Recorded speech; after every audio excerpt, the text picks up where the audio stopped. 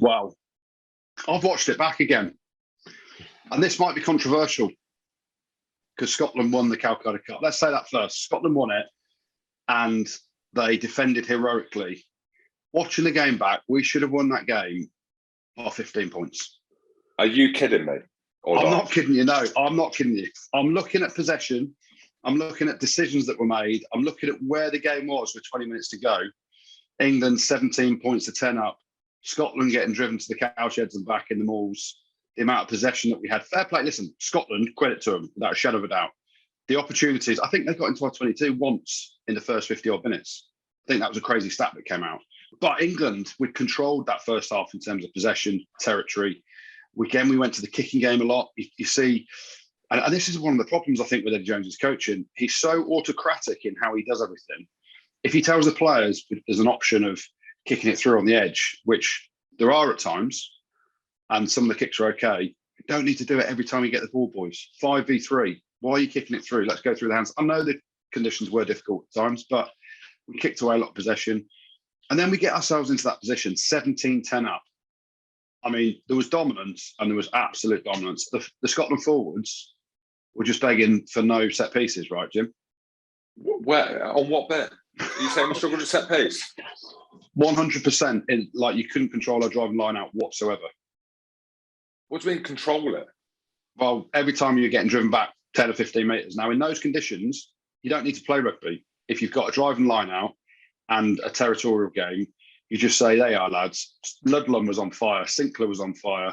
Our driving line out was absolutely dominating Scotland.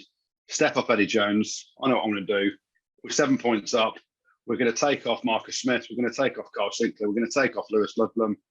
And then we capitulated. And you've got to credit Scotland, without a shadow of a doubt. You credit Scotland, for having, Finn Russell, the cojones to go crossfield kick, back to crossfield kick. The detail of the first crossfield kick. England's defence were too tight. Were they too tight? Because George Ford was on. He likes a tighter defence. Don't know. Max Malin's on the wing. Was he too tight? And Freddie Stewart slightly out of position. Max Malin's then missed the tackle, which means Marchant over chases. Freddie Stewart comes up to make the tackle. Cowan Sicky is on the end for the second crossfield kick against Darcy Graham. Obviously, the fear, the panic in his eyes, in his arse, in absolutely everything he was doing. He slaps it out. But where's your six? Your six should be that last defender there. So Don Brandt's come on at 6 instead of Lewis Ludlam. Marchant would have come back. So there's loads of things that added to it, but class from Finn Russell to go pinpoint kick to pinpoint kick. And then secondly, Eddie Jones doesn't change Jamie George onto the field when we've got a 5 metre line out. He says, Joe Marler, there you go. All your fingers are taped up. You've probably never done this in your life, but here's the biggest pressure throw in the world in a Calcutta Cup. And then he sixed him on 10 seconds afterwards. The scrum eventually give a penalty away. So, listen, I'm not taking anything away from Scotland at all. They defended heroically. Steve Tandy has done a ridiculous job there.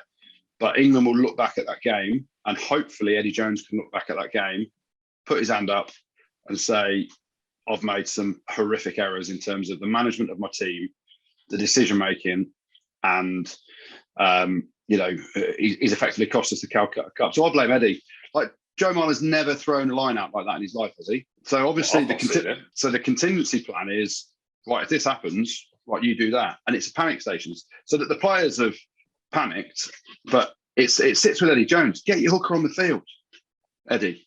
Get him on for the biggest line out that England have had in that game. Well, he does. He brings him on after that. And my point being, from that line out, we win the game. Because we get the scrum, we get the penalty, and you could see there was a bit of conferring going, do we go to the corner? Do we go for another scrum? And we'll come on to the scrums in a bit. I'll give you my analysis around that. No. We give England the full respect they deserve, and we'd be like, this could be a 3-point game, a 2-point game. We could be looking at a draw. Let's go for the post. Finn slots the goal, and we go 3 points in front, right? Then I know it's further out. I know the range is further out. Hamish Watson gives away a penalty. England find themselves getting into Scotland's half. There's another penalty. They go to corner. We steal the line out. Well, stop. Let me just rewind it. Jim, just rewind it.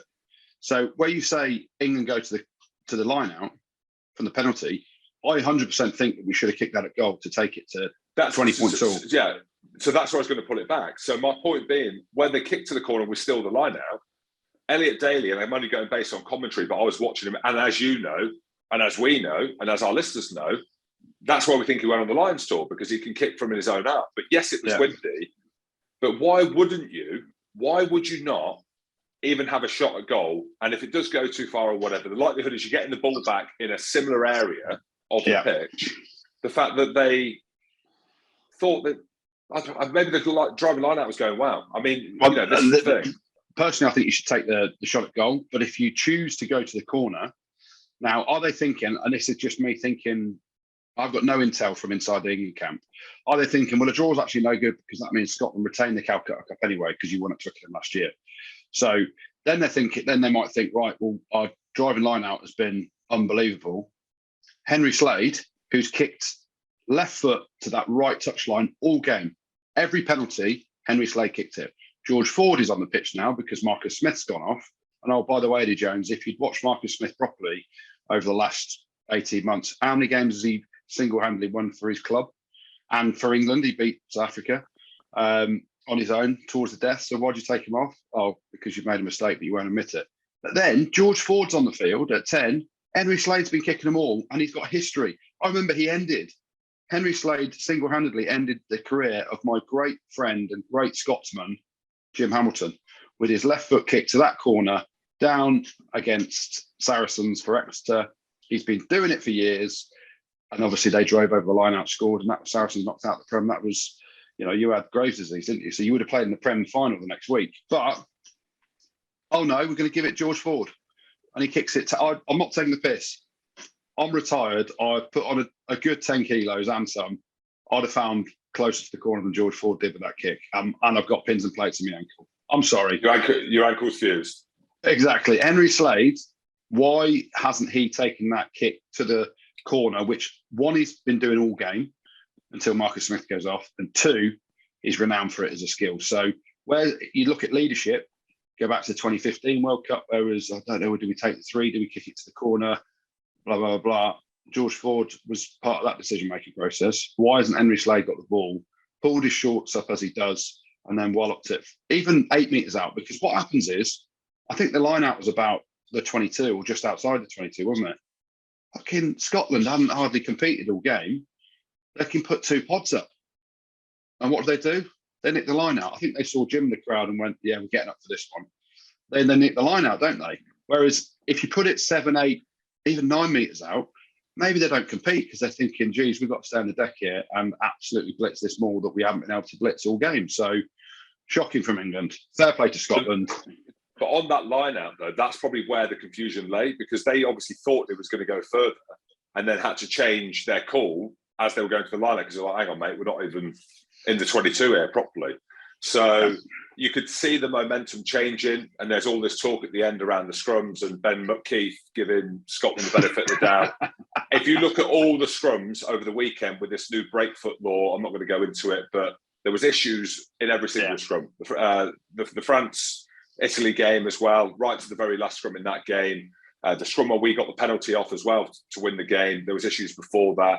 And then I actually thought, and again, I'm giving you my honest take on the game, that it should have been a penalty at the scrum for Marler wheeling around WP now. And all the England fans and everyone's like, well, it should have been a penalty to England. I've had to go back and watch it because I'm happy to fall on my sword. I've gone back and watched it 5 or 6 times. And I'm like, every decision Ben McKeith has made is right. Apart from that last one, where I thought the penalty could have gone for Scotland for Marler running around WP now. And you understand why he's done it. And I thought Darcy Graham's turnover was quite lucky. But this is the whole thing. You make your own luck. And I know we take the piss and we joke about it. I have been in them games before where we have lost them for whatever reason, through a decision not going our way, through the bounce of a ball. And it feels now with Scotland, it's our time. It feels like, for whatever reason, the tide is turning. In parts of that, I thought England played better. I mean, they put a lot more width. They looked a lot more comfortable in attack. But the difference is now with Scotland is when we get the opportunities, we take the 2 opportunities we got, was the try that we scored with Ben McWhite, and then obviously the 2 crossfield kicks from Finn, which resulted in a penalty try. And then we took the penalty off the scrum as well. So that shows me that we did deserve to win the game for them reasons. I know you think England played better. Did you say that? No, I said, listen, Scott, have I convinced you otherwise? No, England should have won that game by 10 points. If we'd have been as accurate as Scotland were. Scotland, listen, you deserve the win. The scoreboard doesn't lie, does it? But it's England's errors a lot of the time. Not necessarily in the tries or the points that Scotland scored, but the way the coaches, and I say coaches, sod it, the way Eddie Jones managed everything. You know, the changes that were made. You're 17-10 up, you're driving to the cowsheds and back, and Marcus Smith scored all 17 points. I'll tell you what we'll do, we'll take him off. No, Eddie, you're wrong. Question for you, Jim. Owen Farrell's at 10, exactly the same circumstances. England 17-10 up with 20 minutes to go. Would he take Owen Farrell off, put Marcus Smith on, or even same thing? Would he have, with George Ford on the bench, would he have taken Owen Farrell off and put George Ford on? I'm telling you now, no, he wouldn't. And that's where the error is.